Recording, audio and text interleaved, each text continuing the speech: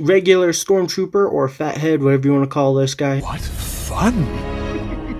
What fun! Alright, ladies and gentlemen, and welcome to my review of the Imperial TIE Fighter. It is set number 75300. It comes with 432 pieces, and the retail price of the set is $40, believe it or not. So, of course, with the TIE Fighter, you get a TIE Fighter pilot. Very cool. Little minifigures. Not a whole lot to look at, but he does have a nice little blaster. He's got some really nice leg printing, torso printing. That's the best part, honestly, the torso printing with all those like little details. He's got like a little belt and like kind of like some like breathing tubes, which is cool. His helmet's really cool too, with the Imperial like logo and everything, and so that's really cool. There's not really a whole lot to look at on the sides, and then the back is kind of plain. You can see a bit of his head, and of course underneath, angry clone face. So yeah, or just angry face. So yeah, pretty cool. You also get a regular stormtrooper or fathead, whatever you want to call this guy, in this set as well. Honestly, no one likes this stormtrooper anymore. I've realized that like no one in the community likes it. I didn't used to mind it, but honestly, I don't even like it anymore. It's just like okay, I guess, but it's just kind of ugly, you know. But he's got a nice blaster, no dumb stud shooter, which is cool. He's got some cool leg printing, nice torso printing, no prints on the side unless you count the helmet, and then a little bit of printing in the back, and then he's got a face underneath his helmet, which is not angry, surprisingly. So, and last but not least, you get a minifigure called NIL8. I don't know if this is an actual robot, but I'm guessing this is like an Imperial translator, kind of like 3PO, but he solely works for the Empire. Like he's programmed to serve the Empire, so that's really cool. I really like the torso printing, the way you can see like those exposed yellow, blue, and red wires. Well, I guess there's only one blue wire, but very cool. And then he's got some nice leg printing. He's got a little bit more printing on the torso, but those exposed wires are what I think is cool. Nothing on the side to see, and then some more exposed wires in the back. Oh, look, there's two blue wires now. So that's really cool. And so, yeah, and this really cool headpiece. That's like a special mold printed piece. Well, it's not printed. Special mold piece. So it's very cool. And the eyes are like shiny. I love that. So very cool. All right, and so here is the actual build. Here is the TIE Fighter itself. As you could see, you get a extra green spring-loaded shooter to go with it, which is rather nice. You got two right there in the front. So this thing is surprisingly tiny for $40, but it's also kind of big, if that makes any sense at all.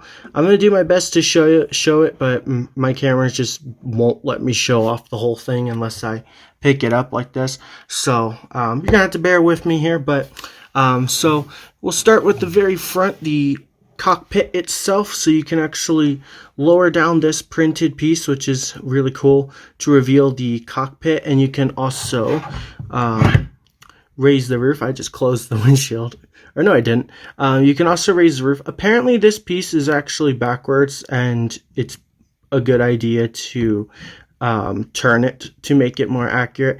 I don't know how true that is, if it's actually backwards or not, so don't quote me on that, but I heard some other people say that it's backwards, so I guess it's backwards. So anyways, you can actually take your Imperial TIE Fighter pilot and remove his blaster, of course, and you can sit him down right in there, which is quite cool. He has these little like things here with these red studs that I guess you're supposed to represent, or that are supposed to represent like the buttons that he pushes to fire and fly and all that fun stuff. And then these studs here actually sit there, so that way the thing can close but not like over close, if that makes sense. Although right now, because he's in there, his head's actually stopping it. But so that's really cool. And then you close this up, and boom, he's flying the TIE. So that's really cool. So we'll leave him in there for the rest of the time I show off the TIE. So right here are the spring-loaded shooters. So you just push down to shoot. That was really noisy. I shot both at the same time. And so yeah, right here you got two little red pieces or studs to represent like some thrust, and then this doesn't open or anything, but that would have been cool if it did. It looks like it would, but it doesn't. Or does it? No, it looks like it would, but it's like attached to some studs on some like snot pieces, I think is what they're called, where the studs are like on the side, kind of like what's holding up this stud. So it looks like it should open, but it doesn't. What it actually is, it's an illusion. I just realized it's this thing. So never mind, I'm being kind of dumb here. So I'm going to show off the wings real quick. So the wings are actually built on these giant like Technic pieces, and that's what holds up the wings. Let me show off the wing while I'm here. So the wings are identical on both sides, and so they got this really cool design with like the kind of like crosses, like the X, and then like on this like, I don't know what that shape is, like an octagon kind of shape, but it's a little bit more inverted and like kind of like inward. It's not very round is what I'm getting at, but it's got these really cool like pieces here. This is the printed piece, lots of cool like smooth black tiles, and then studs to of course show that it's a Lego set. The only thing I don't like is how Lego had to use these dark gray ball joint pieces, because apparently they don't make the part with the actual ball you can see there in a light gray, so you only have a dark gray option. So they had to put the dark gray ones there, and that just looks out of place because everything else is light gray, but then that. So not a huge fan of that, but anyways, I'm gonna re-put these in real quick. This is not going very well, huh? Why aren't you going in? 2,000 years later. Okay, I got it. I had to stop the video. That was kind of embarrassing. I'm just going to put these back in too.